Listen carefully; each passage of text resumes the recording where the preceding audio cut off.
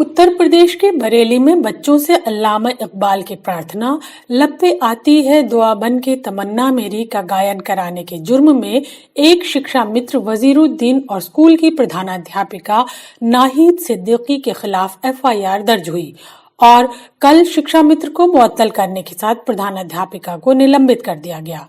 उनके खिलाफ विश्व हिंदू परिषद के स्थानीय नेता ने शिकायत की थी, जिसमें एक ओर तो सरकारी स्कूल में मजहबी प्रार्थना कराकर बच्चों को इस्लाम की ओर आकर्षित करने का आरोप लगाया गया था, दूसरी ओर उनकी धार्मिक भावनाओं को आहत करने का भी आरोप लगाया गया था। इकबाल की ये प्रार्थना सांप्रदायिक तत्वों की दुराभिसंध के कारण पहले भी विवाद में आ चुकी है। ये बहुत ही दुर्भाग्यपूर्ण है कि जिस प्रार्थना में गरीबों की हिमायत करने, दर्दमंदों और ज़ईफों से मोहब्बत करने की बात है, जिसमें अल्लाह से नेक राह पर चलाने और बुराई से बचाने की दुआ की गई है, उसे अल्लाह शब्द के हवाले से धर्मांतरण के आह्वान के तौर पर पेश किया जा रहा है। और ये काम न सिर्फ विश्व हिंदू परिषद जैसा सांप्रदायिक संगठन कर रहा है, बल्कि प्रदेश के प्रशासकों की उनके साथ पूरी सहमति भी है। कोई आश्चर्य नहीं कि अगर उन्होंने अल्लाह को संबोधित होने के कारण ही नहीं, बल्कि उर्दू लफ्जों की बहुलता के कारण भी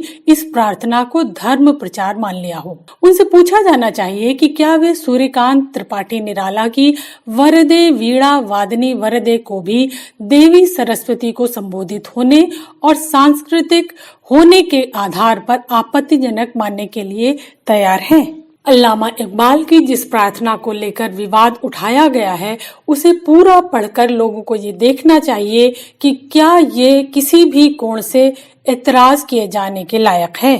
लब पे आती है दुआ बन के तमन्ना मेरी, जिंदगी शम्मा की सूरत हो खुदाया मेरी, दूर दुनिया का मेरे दम से अंधेरा हो जाए, हर जगह मेरे चमकने से उजाला हो जाए, हो मेरे दम से यूं ही मेरे वतन की जीनत, जिस तरह फूल से होती है चमन की जीनत, जिंदगी हो मेरी परवाने की सूरत या रब, इल्म की शम्मा से हो मुझको मोहब्बत या रब, हो मेरा काम गरीबों की हिमायत करना, दर्दमंदों से ज़ईफों से मोहब्बत करना, मेरे अल्लाह बुराई से बचाना मुझको, नेक जो राह हो उसी राह पे चलाना मुझको। जनवादी लेखक संघ इकबाल की इस कविता को विवादास्पद बनाने और इसके पाठ के आधार पर शिक्षकों पर कार्रवाई किए जाने की निंदा करता है तथा शिक्षा मित्र वजीरुद्दीन को दोबारा बहाल किए जाने और प्रधानाध्यापिका नाहिद सिद्दीकी का निलंबन वापस लिए जाने की पुरजोर मांग करता है।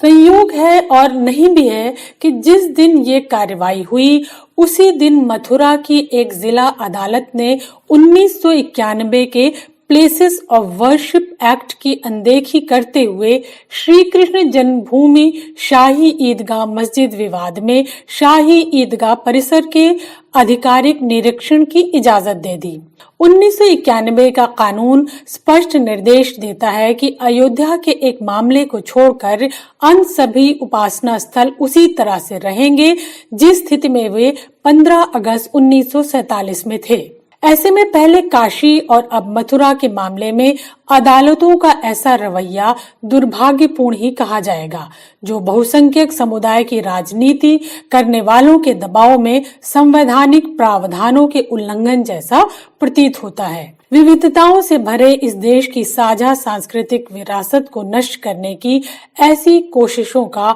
हर स्तर पर विरोध होना चाहिए।